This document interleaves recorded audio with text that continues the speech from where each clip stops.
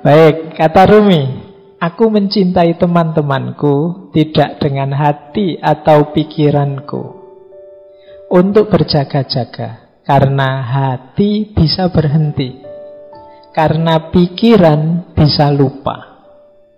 Aku mencintai mereka dengan segenap jiwa, karena jiwa tidak pernah mati atau lupa. Jadi sumber cinta kita jangan hanya hati, jangan hanya pikiran. Bukan berarti, Pak, berarti kalau mencintai tidak pakai pikiran, tidak pakai hati. Bukan begitu maksudnya. Jangan hanya itu berarti jangan berhenti di situ. Karena kalau pakai hati saja bisa berhenti. Bisa berhenti itu bukan maksudnya kena penyakit jantung karena hatinya berhenti. Berhenti itu, hati itu bolak-balik. Hati itu kadang-kadang sekarang senengnya luar biasa, besok bencinya luar biasa. Kalau pakai hati masih bisa ya dan tidak ketika kita mencintai. Apalagi pakai pikiran. Pikiran bisa lupa.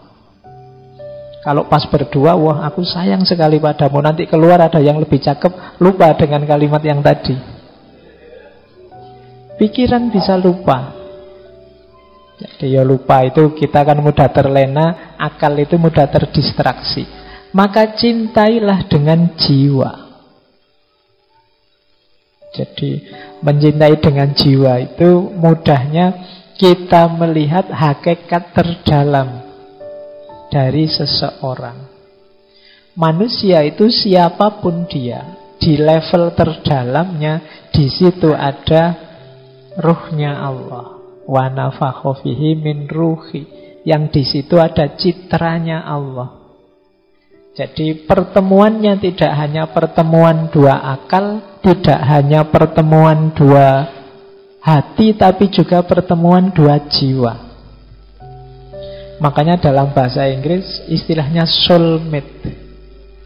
Belahan jiwa, tidak sekedar belahan hati, apalagi belahan pikiran. Tidak. Jadi jiwaku yang kalau dasarnya jiwa mesti bersatu terus, mesti nyambung terus. Karena di level jiwa kita satu. Di level pikiran kita bisa beda-beda. Wong pikiran itu macam-macam. Hati juga bisa beda-beda. Passion, selera bisa beda-beda. Apalagi level fisik. Tapi begitu kita masuk di level jiwa, itu kita pasti hakikatnya satu. Di level ruh itu kita satu jenis, sama semua. Meskipun banyak orang yang mengabaikan sisi dalam rohaninya, sehingga kelakuannya hanya didasarkan pada yang fisik-fisik. Maka mari mencintai apapun dan siapapun tadi di level terdalamnya. Jadi kalau sudah level terdalam itu seragam, sama. Kalau fisik itu bisa beda-beda, ada cakep, ada jelek dan lain sebagainya. Makanya kalau nembak kok ditolak kan kadang orang bilang, loh kamu jangan hanya lihat wajahku, lihatlah. Ya, kalau hati masih bisa berubah. Kalau kalimatnya lihatlah hatiku, hati masih bisa berubah-ubah, kurang dalam. Lihatlah jiwaku. Wah, oke. Baik. Nah, kalau jiwa itu sudah relatif seragam, semuanya citranya Allah dalam diri kita. Ini yang jadi penciri pembeda manusia dengan manusia yang manusia dengan semua yang bukan manusia.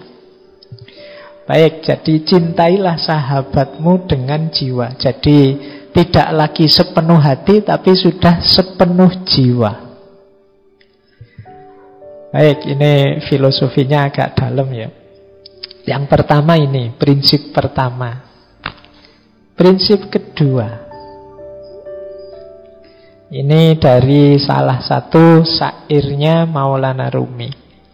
Temukanlah seorang teman yang mau memaklumimu dengan kesabaran, seperti menguji esensi dari dupa yang terbaik dengan meletakkannya di perapian. Minumlah semangkok racun yang disuguhkan oleh temanmu saat dipenuhi dengan cinta dan kasih sayang. melangkahlah ke api menyala seperti nabi terpilih. Ya, nabi yang melangkah ke tengah api menyala ya Nabi Ibrahim. Rahasia cinta akan mengubah api menyala menjadi taman yang indah. Bertabur bunga-bunga merekah, mawar, tetumbuhan air dan willow bertebaran dan menaburimu. Seorang teman sejati dapat meliputimu seperti Tuhan di hadapan alam. Yang pertama, temukan seorang teman yang mau memaklumimu dengan kesabaran. Menurut saya ini kuncinya persahabatan bisa langgeng adalah pemakluman. Jadi pemakluman itu sebenarnya hakikatnya adalah kesediaan untuk menerima apapun situasinya. Makanya kan banyak kalau istilah ada apa gitu, ada kalimat harap maklum. Harap maklum itu mungkin sesuatu yang tidak menyenangkan tapi mohon dimaklumi. Nah, misalnya ini mikrofonnya agak error ya, harap maklum. Nah, ini mungkin tidak seperti yang diharapkan, tapi tolonglah mengerti. Ini kalau sahabat mesti bisa. Yang sulit untuk memaklumi pasti bukan sahabat. Ya sebenarnya aku harus bayar utang sekarang, tapi kok ya belum ada ya, harap maklum. Nah, ini ya terus-terusan yang jengkeli. Jadi, ini kunci persahabatan. Jadi memaklumi dengan kesabaran. Bisa menerima apa adanya kita, apapun situasinya. Yang kedua, sahabat itu tangguh. Tidak mudah luntur, tidak mudah bubar karena ujian, goncangan, cobaan. Seperti dupa yang dilempar di perapian. Jadi untuk menguji dupa itu kan dibakar. Baik tidaknya dupa itu kelihatan saat dibakar. Persahabatan juga begitu. Tangguh tidaknya kelihatan saat ada masalah, saat ada ujian. Jadi ciri kedua itu, orang yang bersahabat itu biasanya ya tidak masalah. Meskipun seperti apapun engkau memberiku masalah, aku terima. Berarti ini sahabat yang sejati. Bahkan minumlah semangkuk racun yang disuguhkan oleh temanmu, meskipun itu racun tapi disuguhkan dengan penuh kasih sayang. Kalau itu sahabat memberimu racun, silahkan diminum racun ini. Aku menyuguhkannya dengan penuh hormat dan kasih sayang. Itu kalau sahabat diminum. Jadi maksudnya itu ya, mungkin teman kita ini membawa masalah saja, membawa problem saja. Aduh, sejak berteman denganmu bangkrut aku misalnya. Sejak dekat denganmu kacau hidupku. Tapi kalau memang sahabat sejati tidak masalah. Wong sudah ikrar, kita deklarasi susah senang bersama. Meskipun harus minum semangkuk racun, tidak masalah. Jadi Maulana Rumi itu ya sering mengalami hal-hal pahit berdua sama Syekh Syamsul Tabriz. Bahkan Syekh Syamsul Tabriz sampai pernah diusir, sampai pernah menghilang. Karena murid-muridnya tidak suka dengan Syekh Syamsul Tabriz yang sangat dekat dengan Rumi. Iri dia, kok bisa dekat terus dengan guru murid-muridnya Maulana Rumi. Akhirnya Syekh Syamsul Tabriz kabarnya diusir. Bahkan ada yang punya riwayat akhir hidupnya pun ada yang bilang Syekh Syamsul Tabriz ini dibunuh. Di beberapa versi ada bilang begitu. Jadi ini ujian persahabatan. Sampai Maulana Rumi sampai lahir tarian yang sangat terkenal, Darwis berputar, itu kan saking rindunya berpisah dengan Syekh Syamsul Tabriz. Baik, jadi ini semacam sahabat yang membawa kepahitan. Tapi kalau memang sahabat, ya kepahitan akan semakin mempererat persahabatan. Nah, justru kesulitan dalam persahabatan akan mendatangkan kebahagiaan. Seperti hidup di taman yang indah, meskipun di tengah api. Nabi Ibrahim mantap sekali melangkah ke tengah api karena dia yakin dengan cintanya kepada Allah. Akhirnya api menjadi taman yang indah. Ini kemantapan level Nabi ya. Tidak bisa ditiru. Jangan nekat nanti. Saya cinta sekali Pak, saya siap. Tidak, jangan nekat ya. Termasuk yang akan datang ini sebentar lagi kan kurban. Oh itu ketulusan level Nabi. Jangan dicoba, Pak tadi malam saya mimpi nyembelih teman saya.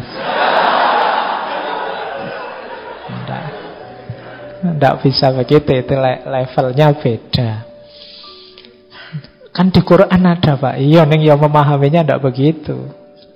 Makanya membaca Al-Quran itu ya harus ngerti ilmunya. Jangan dipotong dalilnya. Pak, saya mengalami seperti Nabi Ibrahim Pak, mimpi menyembelih. Lah, sojo. Kamu salah memahaminya. Cara menarik maknanya tidak begitu. Baik, nah persahabatan ilustrasinya seperti Nabi Ibrahim yang melangkah ke dalam api. Dan buahnya, kata Rumi, pasti taman yang indah. Meskipun dari luar kelihatannya api. Berkorban untuk sahabat itu kan lega, membahagiakan. Alhamdulillah aku bisa menolong sahabatku. Alhamdulillah aku bisa meringankan bebannya. Nah, itu seperti mawar dan tetumbuhan serta bebungaan yang menaburi kita. Yang terakhir, seorang sahabat, teman sejati itu mewarnai hidup kita sebagaimana Allah mewarnai alam semesta ini, sebagaimana Tuhan di hadapan alam. Jadi kalau kita punya sahabat itu sedikit banyak kita akan diwarnai oleh sahabat kita. Gaya kita ngomong, gaya kita berekspresi, mungkin diksi-diksi pilihan hidup itu pasti banyak diwarnai oleh teman dan sahabat ini. Baik, jadi dari 4 bait dari syair ini ada beberapa makna persahabatan. Yang pertama pemakluman, yang kedua ketangguhan, yang ketiga kesediaan untuk berkorban, dan yang terakhir persahabatan itu saling mewarnai.